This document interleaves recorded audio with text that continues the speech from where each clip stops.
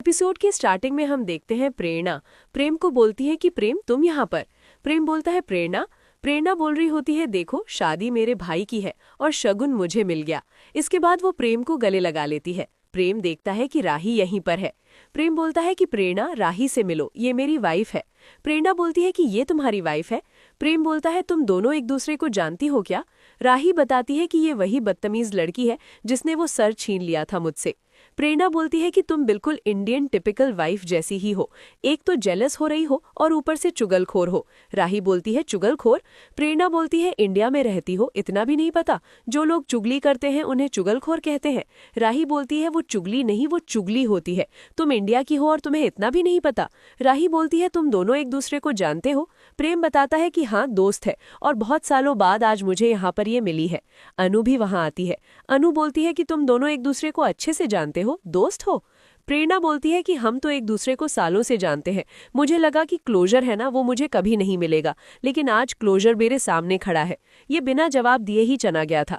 प्रेम तुम्हें पता भी नहीं है मैंने तुम्हें कितना ढूंढा था, तुम जवाब दिए बगैर ही चले गए थे। राही बोलती है कैसा क्लोजर, कैसे सवाल जवाब, क्या, मुझे कुछ समझ नहीं आ रहा। प्रेम बोलता है कुछ भी नहीं, पुरानी बातें हैं। प्रेरणा बोलती है रुको मैं बताती हूँ।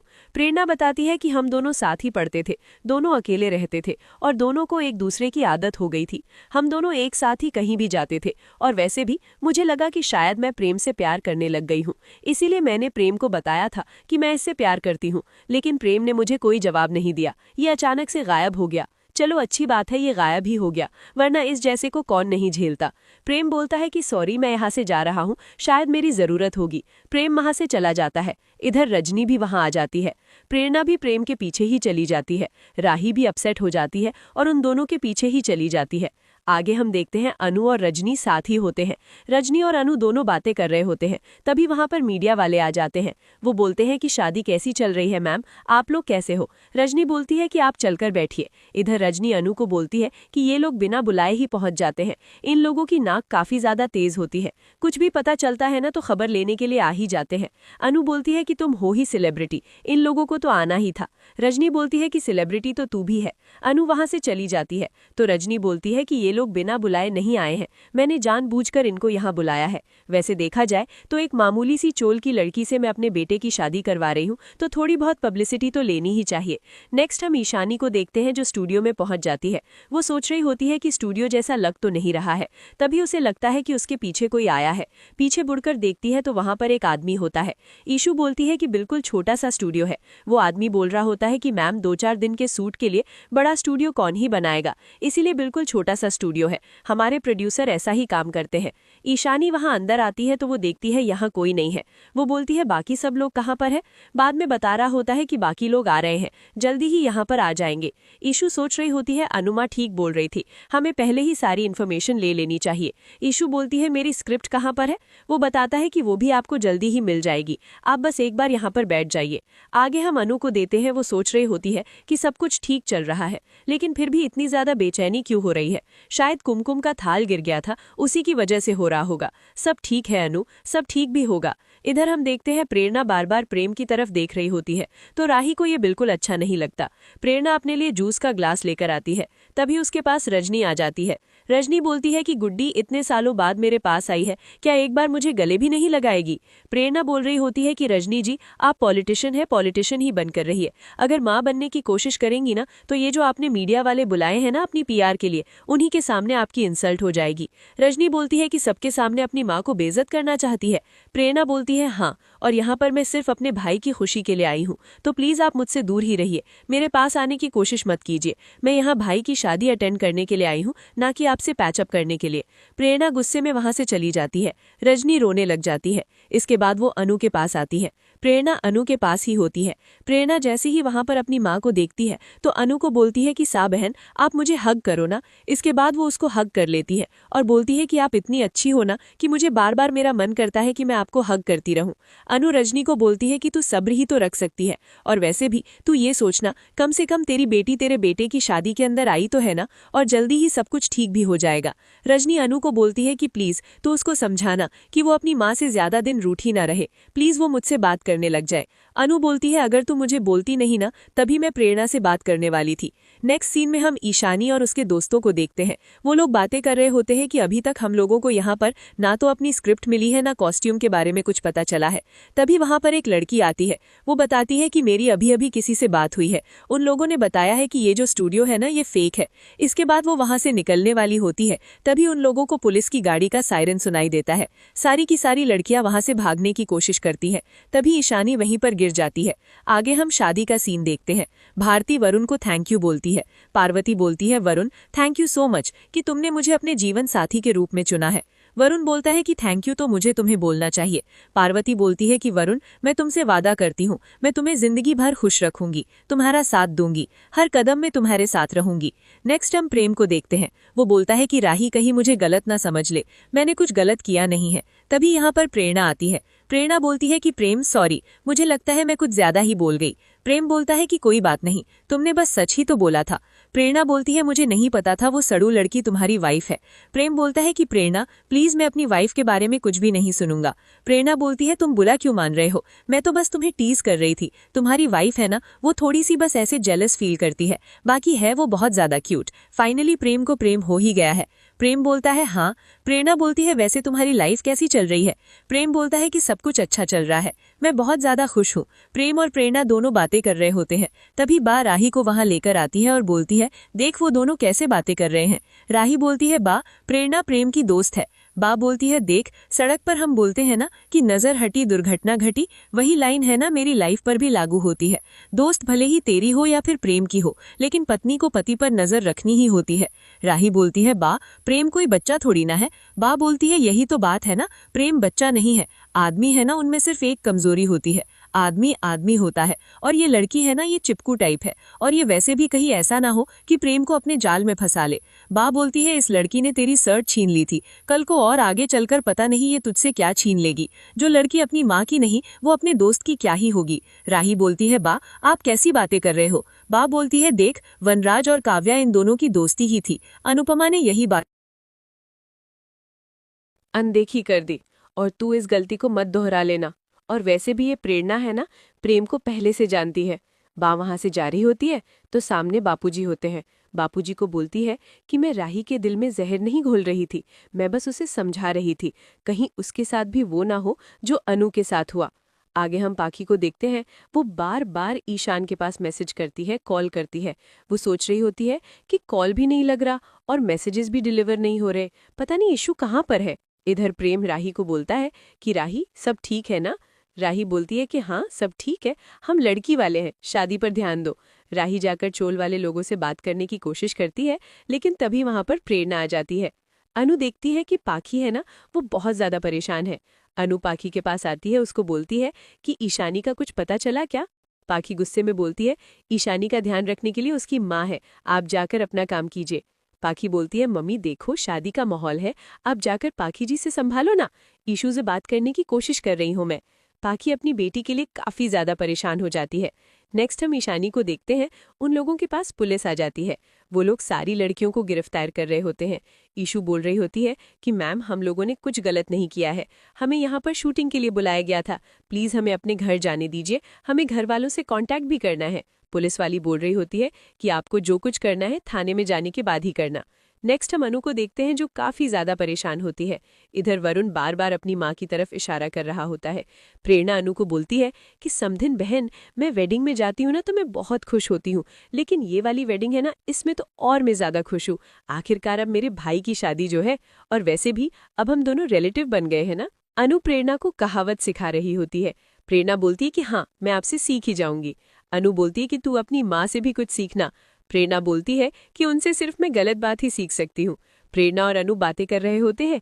इधर रजनी सोच रही होती है कि कहीं गुड्डी है ना, अनु के सामने मेरी सच्चाई ना बोल दे। अभी तक तो पेपर सिग्नेचर हुए भी नहीं है, वरना ऐसा हो जाएगा कि मैं तो सब कुछ खोकर ही बैठ जाऊंगी। नेक्स्ट हम ईशानी को देखते हैं। वो अपनी मॉम से कांटेक्ट करने की कोशिश करती है। इधर हम पाखी को देखते हैं जो अपना फोन रख देती है और अपनी पिक्चर्स क्लिक करवा रही होती है। ईशानी पाखी के पास कॉल करती है, लेकिन पाखी कॉल पिक नहीं करती। दूसरी तरफ ईशानी सोचती है कि मैं अनु के पास कॉल करती हूँ। वो अनु के पास भी कॉल करती है, लेकिन अनु अपने काम में बिजी होती है, जिसकी वजह से वो भी ईशू का कॉल नहीं पिक कर पाती। ईशू सोचती है कि वहाँ शादी चल रही होगी, सभी लोग शादी में बिजी है ना, मैं जस्सी के पास कॉल करती हूँ। ईशू जस्सी के पास कॉल करती है। जस्सी सोच रही होती है कि ये मुझे कॉल क्यों कर रही है। जस्सी कॉल पिक कर लेती है। ईशू जस्सी को बता देती है कि यहाँ पर क्या हो रहा है। वो बोलती है कि हम लोगों को यहाँ पर सूट पर बुलाया था, ये लोग गलत निकले, अब पुलिस यहाँ आ गई है, वो हमें अरेस्ट करने वाली है, प्लीज तुम पुलिस स्टेशन आ जाना और अनुमा को कुछ मत बताना। नेक्स्ट हम अनु को देखते हैं। वो सोच रही होती है कि मुझे इतनी ज्यादा घबराहट क्यों हो रही है। इधर रजनी वहां आती है। वो सोचती है कि मुझे जल्दी से अनु से सिग्नेचर लेने होंगे। प्रेरणा अनु का पीछा नहीं छोड़ रही, लेकिन अच्छी बात है कि प्रेम और राही है ना, वो इसके आसपास नहीं है। अभी मैं इसे सिग्नेचर ले ही लेती हूँ। रजनी अनु के पास जा रही होती है, तभी रजनी एक लड़की से टकराती है, जिसकी वजह से सारे पेपर्स नीचे गिर जाते हैं। रजनी उन पेपर्स को समेट रही होती है, तभी अनु तो वहां से निकल जाती है। रजनी सोच रही होती है कि अब मैं क्या करूं, जल्दी ही शादी भी पूरी हो जाएगी, मैंने तो अभी तक पेपर सिग्नेचर करवाए ही नहीं है। राही प्रेम को बोलती है कि प्रेम जूस ले लो। प्रेम बोल रहा होता है, राही तुम मुझसे नाराज हो क्या? राही बोलती है, नहीं, नाराज क्यों होंगी, तुमने अपनी एक्स के बारे में ही तो मुझसे छुपाया है। प्रेम बोलता है कि वो मेरी एक्स नहीं थी, वो बस मेरी क्लासमेट थी। राही बोलती है, लेकिन फिर भी उसका तुम पर क्रश तो था ना। प्रेम बोलता है कि मैं अपनी तारीफ खुद नहीं करना चाह रहा, लेकिन बहुत सारी लड़कियां थी जिनका मुझ पर क्रश था। राही, तुम्हें मुझे बताओ, तुम्हें अपने सारे क्लासमेट्स के नाम याद है क्या? राही बोलती है, नहीं। प्रेम बोलता है, तो फिर मुझे भी याद नहीं है, और वैसे भी ये मेरे लिए मेरी क्लासमेट जैसी ही थी, ये पहले भी मुंहफट थी और अभी भी मुंहफट ही है। इसने मुझसे अपने प्यार का इजहार किया था तो मैं शोक में चला गया था, मेरी तरफ से सिर्फ दोस्ती थी, मैंने कभी भी उसे उस नज़र से देखा ही नहीं, मैं बहुत ज्यादा शोक में चला गया था, और उस दिन के बाद आज मैं प्रेरणा से मिला हूँ। अपना फोन निकालता है और बोलता है, अगर तुम्हें यकीन नहीं है तो तुम मुझे कॉलेज फ्रेंड से पूछ सकती हो, तुम मेरा पहला प्यार हो राही, कान्हा जी की कसम। राही, जब तुम जेलस फील करती हो ना, तुम और भी ज्यादा क्यूट लगती हो।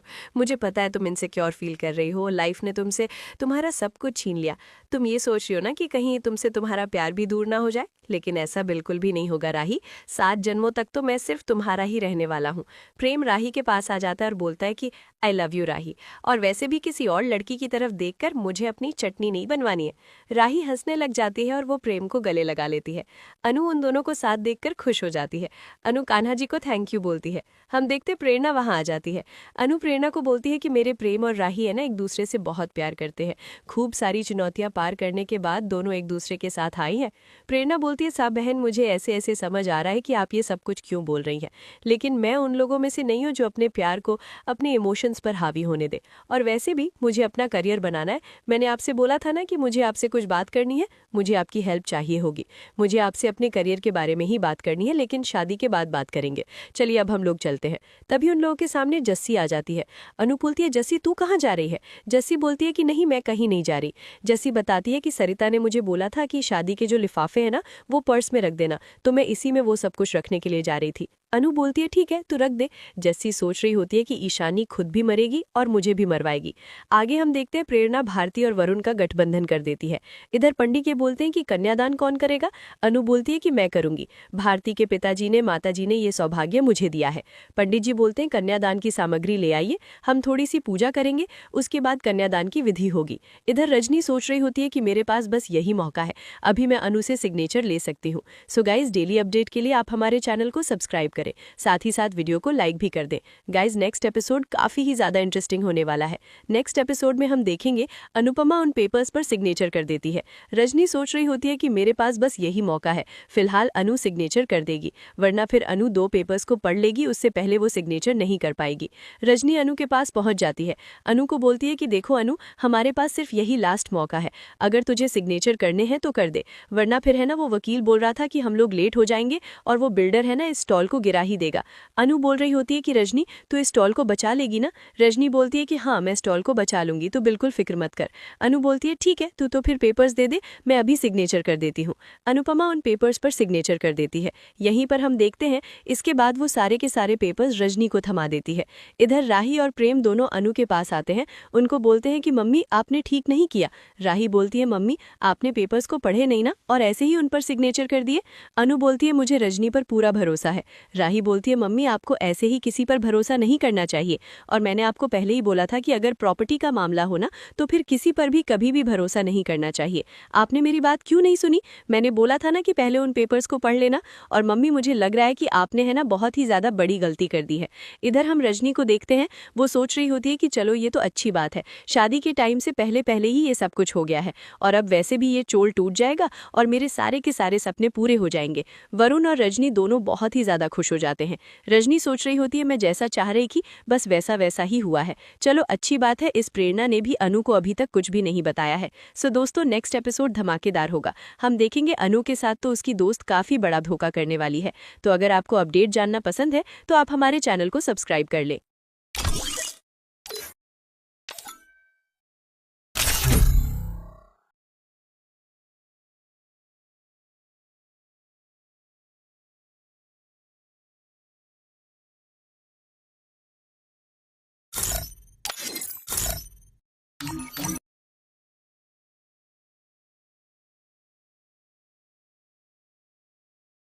Free Fire India is set in a virtual world and is not based on the real world.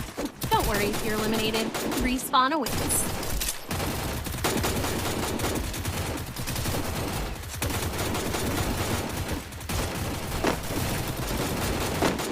It's showtime.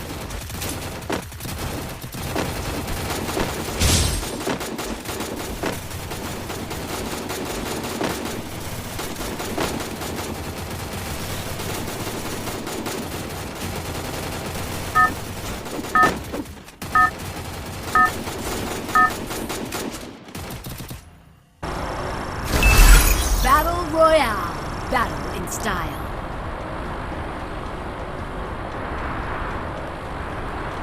Head there. Revival point here. Head to the vending machine.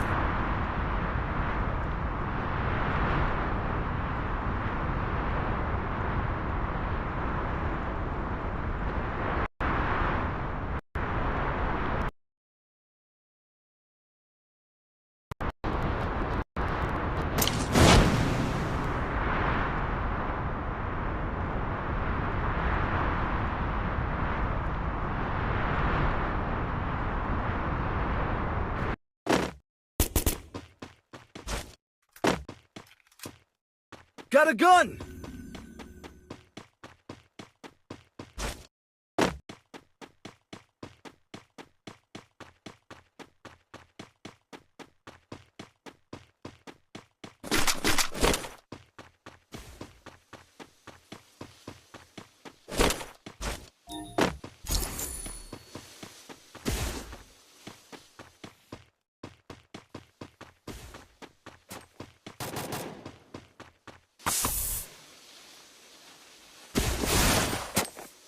Resources here.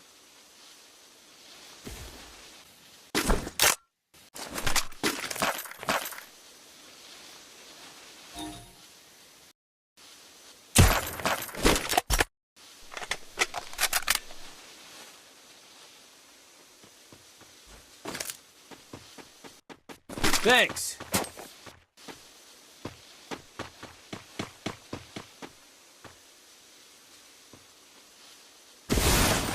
Capturing the revival point.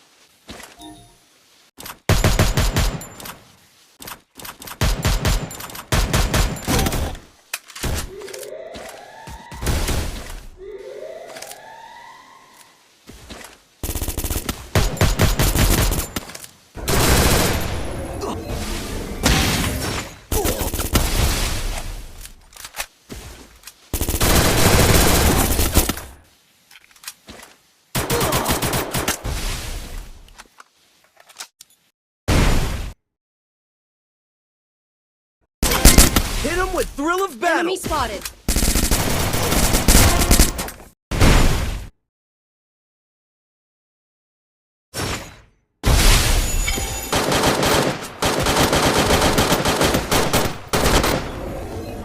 Still on cooldown.